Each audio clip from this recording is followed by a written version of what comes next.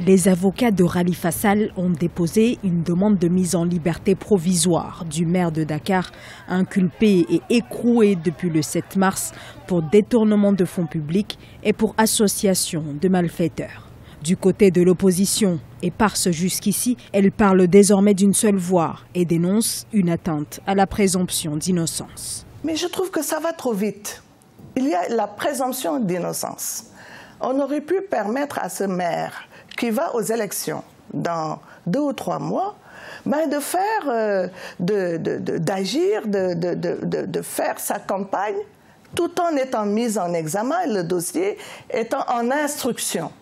Mais la présomption d'innocence aurait dû exiger que le maire puisse poursuivre ses activités.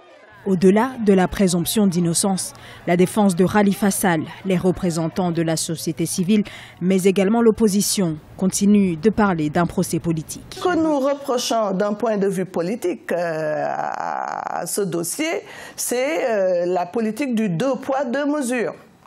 Parce qu'au niveau de la CREI, c'est-à-dire cette cour qui connaît des cas de malversation économique et financière, il y a une liste très longue de personnes à poursuivre, mais qui sont sous l'aile protectrice du régime actuel et qui ne sont pas du tout inquiétés.